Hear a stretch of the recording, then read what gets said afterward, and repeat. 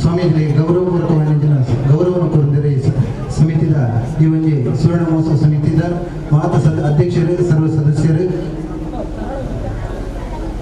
ಶ್ರೀಯುತ ಯತಿರಾಜ್ ಶೆಟ್ಟಿ ಕೆದಮಾಡಿ ಬೊಕ್ಕ ಶೇಖರ ಮರಳ ಶಾಂತಿ ಬೆಳೆದಗೊತ್ತು ಅಧ್ಯಕ್ಷರು ಶ್ರೀ ಮಾಧವ ಪೂಜಾರಿ ನಿತ್ಯ ಪದ ಕೋಶಾಧಿಕಾರಿ ಅದೇ ಮಾತ ಸದಸ್ಯರ ಸ್ವಾಮೀಜಿಯಲ್ಲಿನ ಆಶೀರ್ವಚನ ಪಡೆಯೋಡು ಪಡೆದು ಕೇಂದ್ರ ಶ್ರೀ ಸಾರ್ವಜನಿಕ ಸತ್ಯನಾರಾಯಣ ಪೂಜೆ ಅಖಂಡ ಭಜನಾ ಸಪ್ತಾಹದ ಮಾತು ಸೇವೆಯಲ್ಲ ನೀವು ಸ್ವಾಮೀಜಿಯನ್ನ ಕಾಲಗಟ್ಟ ಬರೆದು ಆಶೀರ್ವಾದ ಪಡೆದುಕೊಳ್ಳಿರಿ.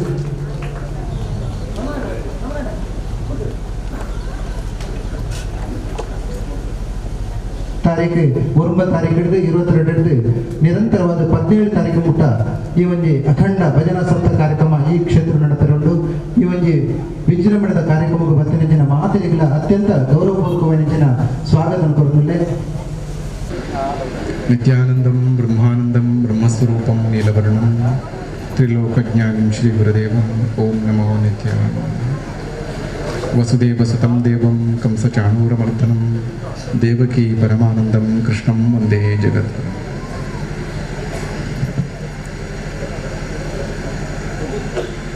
ಶ್ರೀಕೃಷ್ಣ ಜನ್ಮಾಷ್ಟಮಿ ಸಮಿತಿ ಮೂಲಕ ನೋಂದಾಯಿಸಲ್ಪಟ್ಟು ಶ್ರೀಕೃಷ್ಣ ಭಜನಾ ಮಂದಿರ ಇದರ ಉಪಾಸನೆಯೊಂದಿಗೆ ಮುಂದೆ ಬಂದು ಈಗ ಸುವರ್ಣ ಮಹೋತ್ಸವ ಮಾಡುವಂತಹ ಈ ಸಂದರ್ಭದಲ್ಲಿ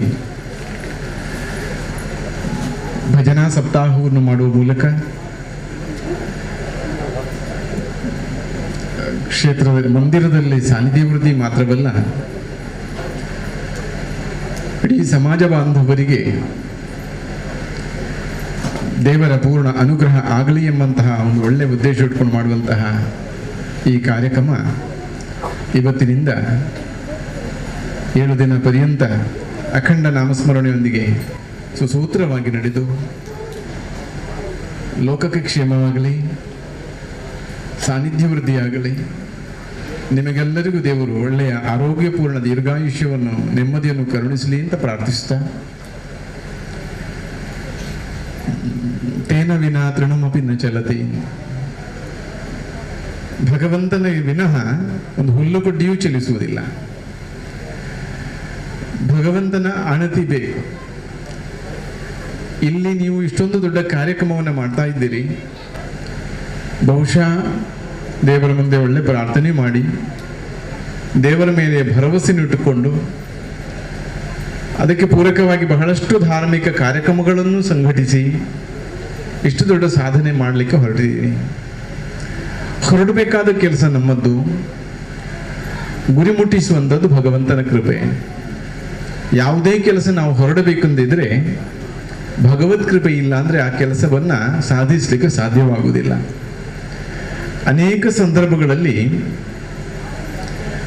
ನಾವು ಎಷ್ಟೋ ಶ್ರಮ ಹಾಕಿದರೂ ಅದರಲ್ಲಿ ವಿಫಲರಾಗ್ತೇವೆ. ಅನೇಕ ಸಂದರ್ಭಗಳಲ್ಲಿ ನಮ್ಮ ಸಣ್ಣ ಶ್ರಮವು ದೊಡ್ಡ ಸಾಧನೆಯ ಫಲವನ್ನು ಕೊಡುತ್ತದೆ. ಹಾಗಾಗಿ ನಾವು ದೇವರನ್ನ ಅತ್ಯಂತ ಶ್ರದ್ಧೆಯಿಂದ ಭಕ್ತಿಯಿಂದ ನಾವು ಉಪಾಸನೆ ಮಾಡಿ ಪ್ರಾರ್ಥಿಸಿ ನಾವು ಯಾವ ಕೆಲಸಕ್ಕೆ ಹೋದರೂ ಅದು ಸಾಧಿಸಲ್ಪಡುತ್ತದೆ. ಹಾಗಾಗಿ ಇಲ್ಲಿನ ಎಲ್ಲ ಸಜ್ಜನರು ಭಗವಂತನನ್ನು ಹೇಗೆ ನಂಬಬೇಕು ಅಂತ ನೆನಪಿಸಿಕೊಳ್ಳಬೇಕು.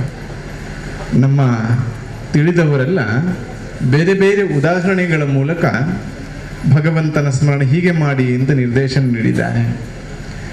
ಭಕ್ತಿಗೆ ಶರಣಾಗತಿಗೆ ಕೆಲವೊಂದು ಉಪಮೆಯನ್ನು ಕೊಟ್ಟಿದ್ದಾರೆ. ಅದರಲ್ಲಿ ಕೆಲವೊಂದು ಅಂಶವನ್ನು ನಾವು ನೆನಪಿಸಿಕೊಳ್ಳೋಣ. ಒಂದು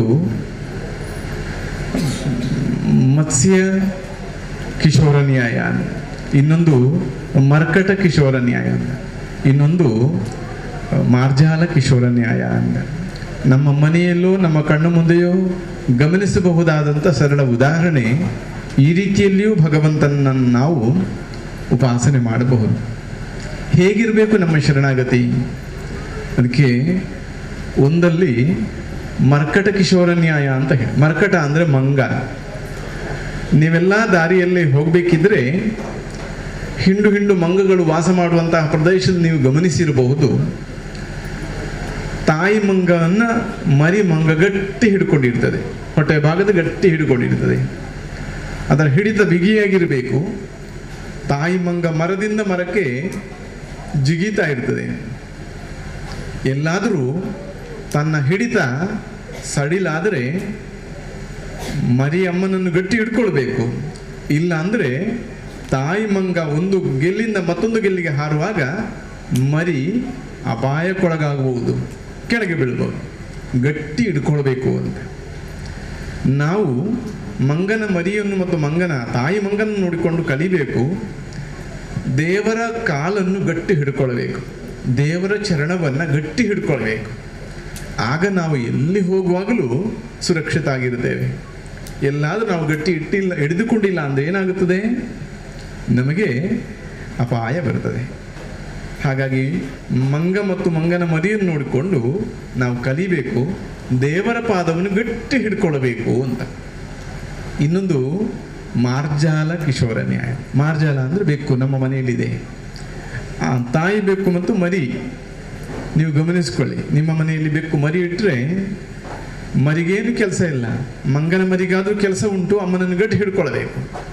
ಬೆಕ್ಕಿನ ಮರಿಗೆ ಕೆಲಸ ಇಲ್ಲ. ಅದೊಂದು ಕಡೆ ಬಿದ್ದು ಬಿಟ್ಟರೆ ಸಾಕು. ಮನೆಯ ಮಕ್ಕಳೇನಾದರೂ ಅದಕ್ಕೆ ಚೇಷ್ಟೆ ಮಾಡಿದರೆ ಆ ಮರಿಯನ್ನು ತಾಯಿ ಬೆಕ್ಕು ಬಾಯಲ್ಲಿ ಕಚ್ಚಿ ಇನ್ನೊಂದು ಸುರಕ್ಷಿತ ಸ್ಥಳಕ್ಕೆ ಸ್ಥಳಾಂತರ ಮಾಡ್ತದೆ. ಅದಕ್ಕೆ ಕಿರಿಕಿರಿ ಆದರೆ ಸಾಕು, ಮರಿಯನ್ನು ಕಚ್ಚಿಕೊಂಡು ಹೋಗ್ತದೆ. ಮರಿಗೇನು ಕೆಲಸ ಇದೆಯಾ? ಏನಿಲ್ಲ. ಅದು ಬಿದ್ದು ಬಿಟ್ಟರೆ ಸಾಕು. ಶರಣಾಗತಿ ಹೀಗಿರಬೇಕು. ದೇವರ ಪಾದದ ಬುಡದಲ್ಲಿ ನಾವು ಹೀಗೆ ಶರಣಾಗಬೇಕು. ಮರಿ ಬೆಕ್ಕಿನ ಹಾಗೆ, ಬೆಕ್ಕಿನ ಮರಿಯ ಹಾಗೆ. ತಾಯಿ ಬೆಕ್ಕು ಹೇಗೆ ತನ್ನ ಮರಿಯನ್ನು ಜವಾಬ್ದಾರಿಯಿಂದ ಕಚ್ಚಿ ಅದಕ್ಕೇನು ಘಾಸಿ ಮಾಡುವುದಿಲ್ಲ, ಸುರಕ್ಷಿತ ಸ್ಥಳಕ್ಕೆ ಸ್ಥಳಾಂತರ ಮಾಡಿ ಅದನ್ನು ಕಾಪಾಡ್ತದೆ. ಹಾಗೆ ನಾವು ದೇವರ ಪಾದದ ಬುಡದಲ್ಲಿ ಹೀಗೆ ಶರಣಾದರೆ ದೇವರು ನಮ್ಮನ್ನು ತಾಯಿ ಬೆಕ್ಕಿನ ಹಾಗೆ ಎತ್ತಿಕೊಂಡು ಹೋಗಿ ಸಂರಕ್ಷಣೆ ಮಾಡ್ತಾರೆ ಅಂತ. ಇನ್ನೊಂದು ಉದಾಹರಣೆ ಮತ್ಸ್ಯ ಅಂತ, ಮೀನು. ಮೀನಿನದು ನಾವು ಹೇಳೋದು ಕೇಳಬೇಕು, ನಂಬಬೇಕಷ್ಟೇ. ನಮಗೆ ಅಲ್ಲಿ ಅದರ ಬಗ್ಗೆ ಹೆಚ್ಚು ಅನುಭವ ಉಂಟು ಅಂತ ಹೇಳಿದರೆ ಆದರೆ ತಿಳಿದವರು ಹೇಳಿದ್ದು, ತಾಯಿ ಮೀನು ವಿಶಾಲವಾದ ಸಮುದ್ರದಲ್ಲಿ ಎಷ್ಟೋ ದೂರದಲ್ಲಿ ತುಂಬ ಅಂತರದಲ್ಲಿ ಅದು ಆಹಾರ ವಿಹಾರಾದಿಗಳಲ್ಲಿ ತೊಡಗಿರ್ತದೆ. ಮರಿ ಮೀನೆಲ್ಲೋ ಅದರ ಪರಿಸರದಲ್ಲಿ ಸುತ್ತಾಡ್ತಾ ಇರ್ತದೆ. ಎಲ್ಲಾದರೂ ಆ ತಾಯಿ ಬೇಕು ಅಂತ ಆ ಮರಿ ಮೀನಿಗೆ ನೆನಪಾದರೆ ಸಾಕು, ಮರಿ ಅಮ್ಮನನ್ನು ನೆನಪಿಸಿಕೊಂಡ್ರೆ ಸಾಕು. ಕಿಲೋಮೀಟರ್ ಅಂತರದಲ್ಲಿದ್ದರೂ ಕ್ಷಣಾರ್ಧದಲ್ಲಿ ಅಮ್ಮ ತಿಳಿದು ಓಡಿಕೊಂಡು ಬಂದು ಮರಿಯ ಬಳಿಗೆ ಸೇರ್ತದೆ. ಅಂದರೆ ಭಗವಂತ ಕೈಲಾಸದಲ್ಲೋ ವೈಕುಂಠದಲ್ಲೋ ಸತ್ಯಲೋಕದಲ್ಲೋ ಎಲ್ಲೇ ಇರಲಿ, ನಮ್ಮ ನೆನಪು ಆ ಮೀನಿನ ಮರಿ ಅಮ್ಮನನ್ನು ನೆನಪಿಸಿಕೊಂಡಾಗಿರಬೇಕು. ಸ್ಮರಣೆಯ ಬಲ ಅಲ್ಲಿಗೆ ಮುಟ್ಟಬೇಕು. ಭಗವಂತ ಕ್ಷಣಾರ್ಧದಲ್ಲಿ ಬಂದು ರಕ್ಷಣೆ ಮಾಡಬೇಕು. ನೀವು ಸ್ಮರಣೆಯನ್ನು ನೆನಪಿಸುವಾಗ ಮಹಾಭಾರತದಲ್ಲಿ ದ್ರೌಪದಿ ತುಂಬಿದ ಹಸ್ತಿನಾವತಿಯ ಸಭೆಯಲ್ಲಿ ದುಶ್ಯಾಸನಾದಿಗಳು ಸೇರಿ ಅಪಮಾನ ಮಾಡ್ತಾರೆ. ಸ್ತ್ರೀಯಾದವಳಿಗೆ ಮಾನಕ್ಕೆಂದ ಮಿಗಿಲಾದ್ದು ಯಾವುದೂ ಇಲ್ಲ. ಪ್ರಾಣವನ್ನಾದರೂ ಕಳ್ಕೊಳ್ತಾರೆ, ಮಾನವನ್ನು ಕಳ್ಕೊಳ್ಳಿಕ್ಕಿಲ್ಲ. ಅಂತಹ ಸಂದಿಗ್ಧ ಸನ್ನಿವೇಶದಲ್ಲಿ ದ್ರೌಪದಿ ಎರಡೂ ಕೈಗಳಿಂದ ಸೀರೆಯನ್ನು ಹಿಡ್ಕೊಂಡು ತನ್ನ ಪ್ರಯತ್ನ ಮಾಡ್ತಾ ತನ್ನ ಮಾನ ಸಂರಕ್ಷಣೆಗೆ ಪ್ರಯತ್ನ ಮಾಡ್ತಾಳೆ. ತನ್ನ ಸ್ತ್ರೀಯ ಶಕ್ತಿ ಎಷ್ಟಿರ್ತದೆ, ದುಶ್ಯಾಸನ ಆ ಸಾಹಸಕ್ಕೆ ಅವಳು ನಲುಗಿ ಹೋಗ್ತಾಳೆ. ತನ್ನಿಂದ ಸಾಧ್ಯವಿಲ್ಲ ಅಂದಾಗ ಇನ್ನೆರಡೂ ಕೈಯಿಂದ ಕೃಷ್ಣ ಅಂತ ಕರೀತಾಳೆ. ಆ ಕರೆ ದೂರದಲ್ಲಿದ್ದರೂ ಕೃಷ್ಣನಿಗೆ ಕೇಳಿಸ್ತದೆ. ಕೃಷ್ಣ ಬಂದು ಅಕ್ಷಯ ಸೀರೆಯನ್ನು ಕೊಟ್ಟು ಮಾನ ರಕ್ಷಣೆ ಮಾಡ್ತಾರೆ. ಭಗವಂತನನ್ನು ಭಕ್ತವತ್ಸಲ, ಭಕ್ತರ ಅಧೀನ ಅಂತ ಭಕ್ತಿಯಿಂದ ನಮ್ಮ ಹಿರಿಯರು ದಾಸರೆಲ್ಲ ಕೊಂಡಾಡಿದ್ದಾರೆ. ಯಾಕೆ ಸುಮ್ಮನೆ ಕೊಂಡಾಡಿಲ್ಲ? ಭಗವಂತ ಪುರಾಣದಲ್ಲಿ ನಮಗೆ ಆ ಕಥೆಗಳನ್ನು ಗಮನಿಸುವಾಗ ನಮ್ಗೆ ಗೊತ್ತಾಗ್ತದೆ. ಪ್ರಹ್ಲಾದ ಭಗವಂತನನ್ನು ಬಲವಾಗಿ ನಂಬಿದ್ದ. ಅವನಿಗೊಂದಿಷ್ಟು ಸಂಶಯ ಇರಲಿಲ್ಲ.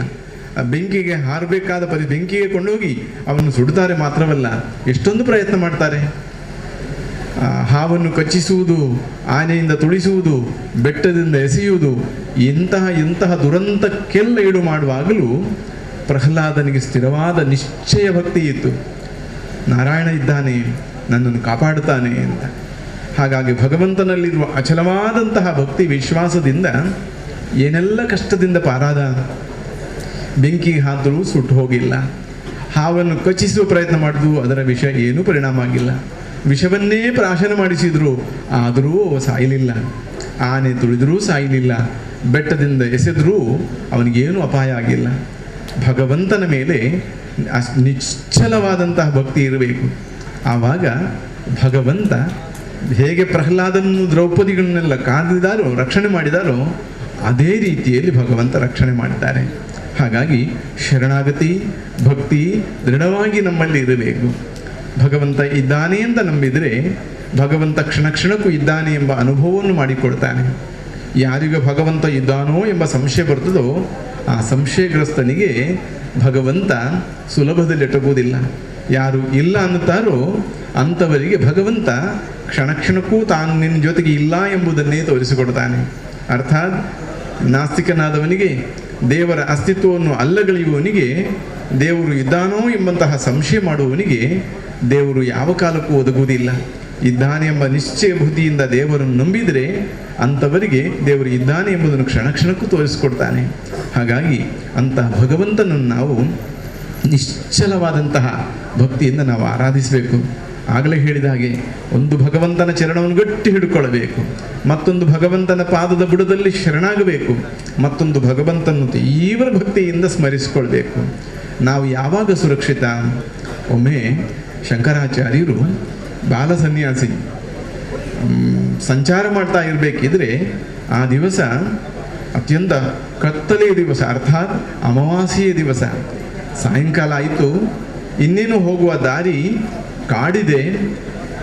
ಅಮಾವಾಸ್ಯೆ ಅಂದರೆ ಕತ್ತಲೆ. ಕಾಡು ಯಾವಾಗಲೂ ಹಗಲೂ ಕತ್ತಲೆ ಇದ್ದು ಬಿಡುತ್ತದೆ. ಅಂತಹ ಅಮಾವಾಸ್ಯೆ ಅಂತ ಕತ್ತಲೆಯ ಸಮಯ, ದುರ್ಗಮವಾದ ಕಾಡಲ್ಲಿ ಹೋಗುವುದು ಎಷ್ಟು ಕಷ್ಟ ಇರಬಹುದು.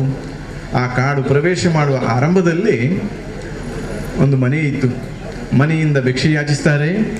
ಆ ಭಿಕ್ಷೆಯನ್ನು ಸ್ವೀಕರಿಸಿ ಮುಂದೆ ಕಾಡು ದಾರಿಯಲ್ಲಿ ಸಂಚಾರ ಮಾಡಬೇಕು ಎಂದು ಯೋಚನೆ ಮಾಡಬೇಕಿದ್ರೆ ಮನೆಯ ಅಮ್ಮ ಆ ಸನ್ಯಾಸಿ, ಬಾಲ ಸನ್ಯಾಸಿಯನ್ನು ಕರೆದು ಹೇಳ್ತಾರೆ, ಇನ್ನು ಹೋಗುವ ದಾರಿ ಅತ್ಯಂತ ದುರ್ಗಮವಾಗಿದೆ. ನಿನಗೆ ಸಂಚಾರಕ್ಕೆ ಅನುಕೂಲವಾದ ದಿವಸವೂ ಅಲ್ಲ, ದಾರಿಯೂ ಅಲ್ಲ. ಇವತ್ತು ಅಮಾವಾಸ್ಯೆ ಬೇರಿದೆ. ಅಮಾವಾಸ್ಯೆಯ ಮಧ್ಯರಾತ್ರಿ ನೀನು ನಡುಗಾಡಿನಲ್ಲಿ ಸೇರಿದರೆ ದಿಕ್ಕು ಕಾಣದು, ಮಾತ್ರವಲ್ಲ ಈ ದಿವಸ ಚಂಡಿಕೆ ಸಂಚರಿಸ್ತಾಳೆ ಅಲ್ಲಿ ಅಂತ ಹೇಳ್ತಾರೆ. ಶಂಕರಾಚಾರ್ಯರಿಗೆ ದೇವರ ಮೇಲೆ ಅತೀವ ಶ್ರದ್ಧೆ ಭಕ್ತಿ ಇತ್ತು. ಚಂಡಿಕೆ ಎಂದಾಗ ರೋಮಾಂಚನವಾಯಿತು. ಬಹಳ ಸಮಯದಿಂದ ನಾನು ಆ ತಾಯಿಯನ್ನು ಹುಡುಕ್ತಾ ಇದ್ದೇನೆ, ನನಗೆ ಸುಲಭದಲ್ಲಿ ಇವತ್ತು ರಾತ್ರಿ ಸಿಗ್ತಾಳೆ ಅಂತಾದರೆ ನಾನು ಕಷ್ಟವಾದ ದಾರಿಯನ್ನಾದರೂ ಉಪಕ್ರಮಿಸ್ತೇನೆ ಅಂತ ಮುಂದೆ ಹೋಗ್ತಾನೆ. ಹಠದಲ್ಲಿ ಮುಂದೆ ಹೋದ. ತಾಯಿ ಆತಂಕದಾದಳು. ಆದರೆ ಶಂಕರಾಚಾರ್ಯ ಬಾಲಕನಾಗಿದ್ದರೂ ದೃಢವಾದ ನಂಬಿಕೆಯಿಂದ ಮುಂದೆ ಮುಂದೆ ಹೋಗಿ ಮಧ್ಯರಾತ್ರಿಯಲ್ಲಿ ಮಧ್ಯ ಕಾಡನ್ನು ಮುಟ್ತಾರೆ. ಆ ಮನೆಯಿಂದ ತಾಯಿ ಹೇಳಿದಂತೆ ಅಲ್ಲಿ ಭೀಕರವಾದ ಸ್ವರ ಉಂಟಾಯಿತು. ಜೋರಾಗಿ ಗಾಳಿ ಬೀಸಿತು. ಕತ್ತಲೆ. ಇದರ ಮಧ್ಯೆಯಿಂದ ಬಹಳ ಭೀಕರವಾದ 2 ಕಣ್ಣುಗಳು ಮಿನುಗುತ್ತಾ ಮುಂದೆ ಮುಂದೆ ಬರ್ತಾ ಇರುವುದು ಕಾಣ್ತದೆ. ದೊಡ್ಡ ಸುರಂಗದಂತಹ ಬಾಯಿಯನ್ನು ಬಿಡಿಸಿ ಕೋರೆ ಹಲ್ಲುಗಳೊಂದಿಗೆ ಉದ್ದ ನಾಲಿಗೆಯನ್ನು ಚಾಚಿ ಅಟ್ಟಹಾಸದೊಂದಿಗೆ ಅತ್ಯಂತ ಉಗ್ರ ರೂಪದಿಂದ ಚಂಡಿಕೆ ಬರ್ತಾಳೆ. ನಾವೆಲ್ಲ ಆ ರೂಪವನ್ನು ಯೋಚನೆ ಮಾಡುವಾಗಲೇ ಭಯಭೀತರಾಗಬೇಕು. ಆದರೆ ಶಂಕರಾಚಾರ್ಯರು ಮಾತ್ರ ಯಾವುದೇ ರೀತಿಯ ಒತ್ತಡ ಇಲ್ಲ, ಭಯವಿಲ್ಲ, ನಿರಾತಂಕರಾಗಿ ಆ ಚಂಡಿಕೆಯನ್ನು ನೋಡ್ತಾ ಆಶ್ಚರ್ಯದಿಂದ ನೋಡ್ತಾ ಇರ್ತಾನೆ. ಚಂಡಿಕೆ ಹತ್ತಿರ ಬಂದಿದ್ದಾಳೆ. ಇವನು ನೋಡ್ತಾ ಇದ್ದಾನೆ. ಅವಳು ಇನ್ನಷ್ಟು ಕೋಪದಿಂದ ತನ್ನ ಉದ್ದ ಇರುವಂತಹ ಉಗುರುಗಳಿರುವಂತಹ ಕೈಗಳಿಂದ ಆ ಬಾಲಕನನ್ನು ಮಣ್ಣಿನ ಜೊತೆಗೆ ಎತ್ತಿ ಬಿಡ್ತಾನೆ. ತನ್ನ ಕೈಯನ್ನು ತನ್ನ ಬಾಯಿಯ ಬಳಿಗೆ ಇನ್ನೇನು ನುಂಗು ಬಿಡ್ತಾನೆ ಅಂತ ಇನ್ನೂ ಹತ್ತಿರ ತರ್ತಾ ಇರಬೇಕಿದ್ರೆ ಈ ಬಾಲ ಸನ್ಯಾಸಿ ಶಂಕರಾಚಾರ್ಯರು ಆಶ್ಚರ್ಯದಿಂದ ಮತ್ತೂ ನೋಡ್ತಾ ಇದ್ದಾನೆ. ಬಾಯಿ ಹತ್ತಿರ ಬಂದಾಗ ಅಲ್ಲಿಯೂ ಇಣುಕಿ ನೋಡ್ತಾನೆ. ಏನಿದು ವಿಶೇಷ? ಚಂಡಿಕೆಯ ಬಾಯಿ ಹೀಗಿದೆ, ನಾಲಿಗೆ ಹೀಗಿದೆ, ಮುಖ ಹೀಗಿದೆ, ಕಣ್ಣು ಹೀಗಿದೆ ಅಂತ ಆಶ್ಚರ್ಯದಿಂದ ನೋಡ್ತಾ ಇದ್ದಾನೆ. ಎಂತಹ ಅಪಾಯವಿದ್ದರೂ ಇವ ಅದು ಯಾವುದನ್ನೂ ಲೆಕ್ಕಿಸದೆ ಅವಳ ರೂಪ ಹೇಗಿದೆ ಬೆರಗಾಗಿ ನೋಡ್ತಾನೆ. ಪರಿಣಾಮ ಏನಾಯಿತು ಅಂದರೆ ಭಯಪಡಬೇಕಾದಂತಹ ಬಾಲಕ ಭಯಪಡಲಿಲ್ಲ. ಕೋಪದಲ್ಲಿದ್ದಂತಹ ಚಂಡಿಕೆಗೆ ಈ ಬಾಲಕನ ದೃಢವಾದ ನಂಬಿಕೆ ಆಶ್ಚರ್ಯವಾಯಿತು. ಈ ಧೈರ್ಯವನ್ನು ನೋಡಿ ಆಶ್ಚರ್ಯ ಆಯಿತು. ಅವಳೇ ಕೇಳಿಬಿಡ್ತಾಳೆ, ಏನು ನಿನಗೆ ಭಯವಿಲ್ವೇ ಅಂತ. ಯಾಕೆ? ಇಂತಹ ಘೋರ ರೂಪದಲ್ಲಿ ಇನ್ನೇನು ನಾನು ನುಂಗಿಬಿಡ್ತೇನೆ ನಿನ್ನನ್ನು ಅಂತ. ನನಗೆ ಭಯ ಇಲ್ಲ ಅಂತ ಹೇಳ್ತಾನೆ. ಯಾಕೆ ಭಯ ಇಲ್ಲ? ಜಗತ್ತನ್ನೇ ಸಂರಕ್ಷಣೆ ಮಾಡುವಂತಹ ಜಗನ್ಮಾತೆಯ ಕೈಯೊಳಗೆ ನಾನಿದ್ದೇನೆ, ನಾನು ಇನ್ನಿಲ್ಲಿ ಭಯ. ಇದರಷ್ಟು ಸುರಕ್ಷಿತವಾದ ಜಾಗ ಇನ್ನೊಂದಿಲ್ಲ ಅಂತ ಹೇಳ್ತಾನೆ. ಇವನ ಈ ಮಾತನ್ನು ಕೇಳುವಾಗ ಚಂಡಿಕೆ ತುಂಬ ಶಾಂತಳಾಗ್ತಾಳೆ, ಆನಂದಭರಿತಳಾಗ್ತಾಳೆ. ಇಷ್ಟೊಂದು ಕಠಿಣವಾದ ರೂಪದಲ್ಲಿ, ಘೋರವಾದ ರೂಪದಲ್ಲಿದ್ದರೂ ಇವನಿಗೆ ಭಯವೇ ಆಗಿಲ್ಲ. ನಂಬಿಕೆ ಅಂದರೆ ಇಷ್ಟೊಂದು ದೃಢತೆ ಇದೆ. ಪ್ರಸನ್ನಳಾಗ್ತಾಳೆ, ಶಾಂತಳಾಗ್ತಾಳೆ. ಮತ್ತೆ ಅವನನ್ನು ಕೆಳಗಿಳಿಸಿ ತನ್ನ ಶಾಂತ ರೂಪವನ್ನು ತೋರಿಸಿ ನಿನಗೇನು ಬೇಕು ಅಂತ ಕೇಳ್ತಾಳೆ. ನನ್ನ ಈ ಚಂದದ ರೂಪ, ನಿನ್ನ ಶಾಂತ ರೂಪವನ್ನು ನೋಡಿ ನಾನು ಕೃತಾರ್ಥನಾದೆ, ಅನುಗ್ರಹ ಮಾಡ್ತಾನೆ. ಅಂದರೆ ನಾವು ಕತ್ತಲಲ್ಲಿ ಸಂಚಾರ ಮಾಡುವಾಗ ನಾವು ಮಕ್ಕಳಿಗೆ ನಾವು ಹೇಳೋದು ಚಂಡಿಕೆ ಇದ್ದಾಳಂತಲ್ಲ, ಗಂಗಾಜೋಯಿ ಅಂತ ಹೇಳ್ತಾರೆ. ನಾವೇ ನೋಡಿ ಇರುವುದಿಲ್ಲ. ಆದರೆ ಆ ಮಕ್ಕಳದನ್ನೂ ಭಯಪಡುವಂತೆ ಮಾಡ್ತೇವೆ.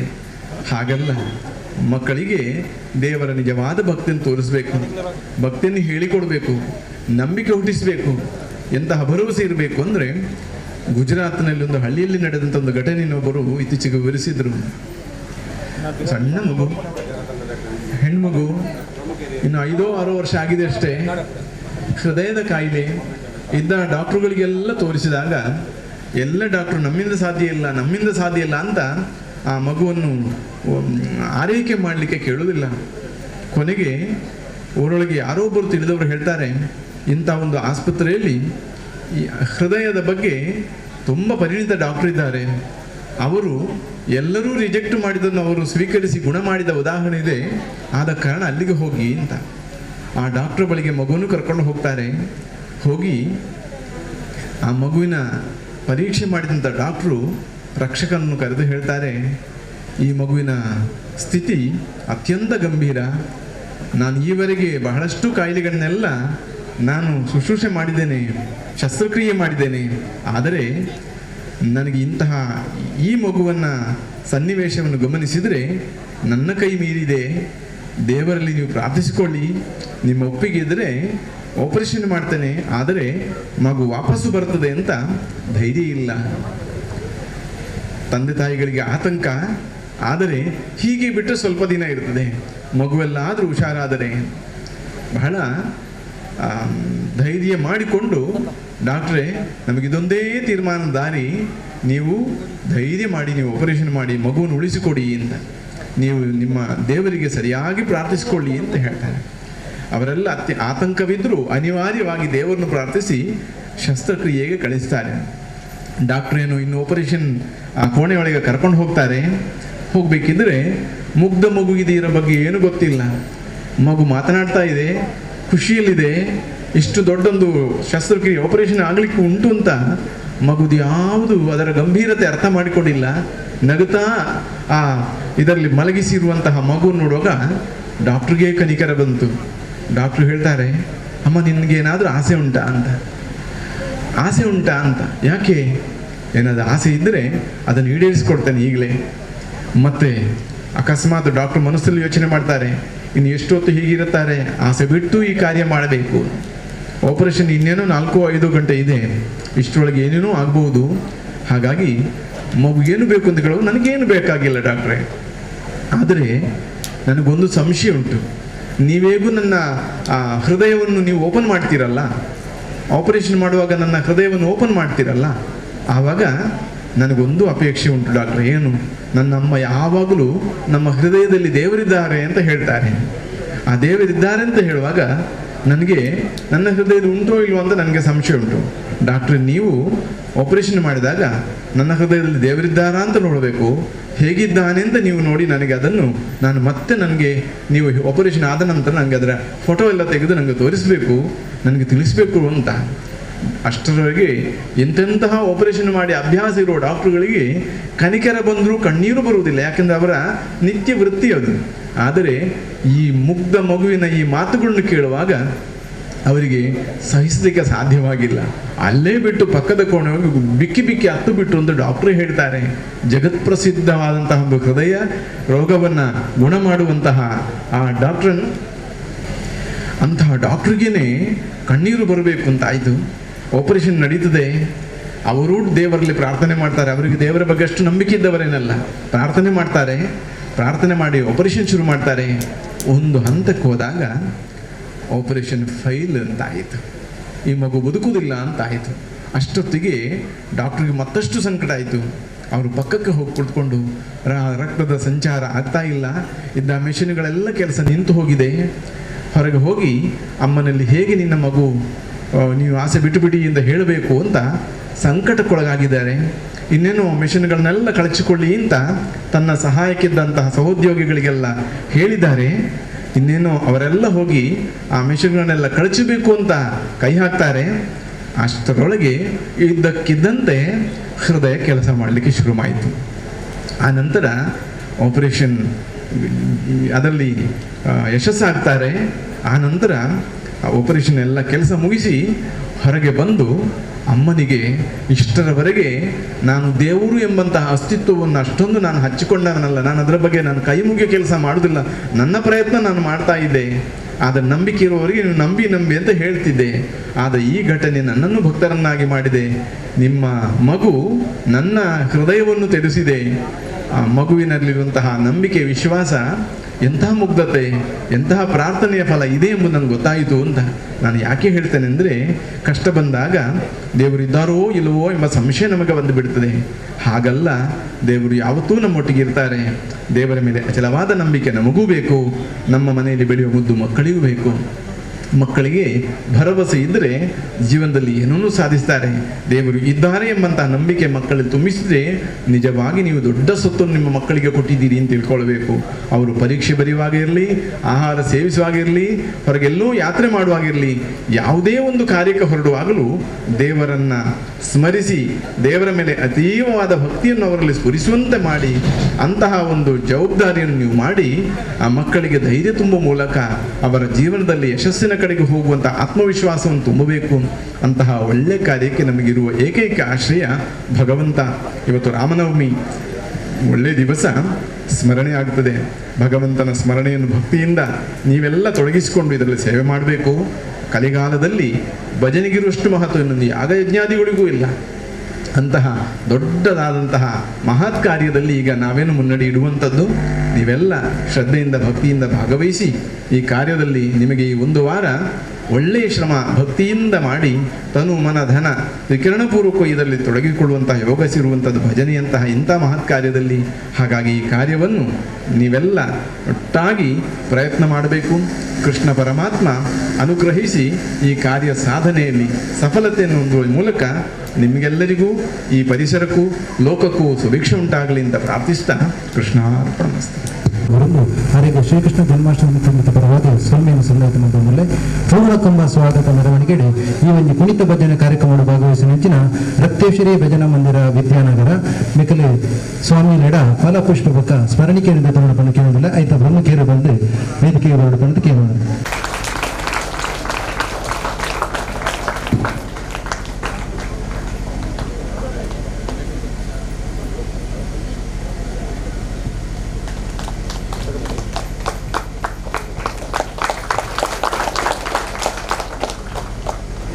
ಈ ಒಂಜಿ ಮೆರವಣಿಗೆಡಿ ಕುಣಿತ ಭಜನೆ ಭಾಗವಹಿಸಿ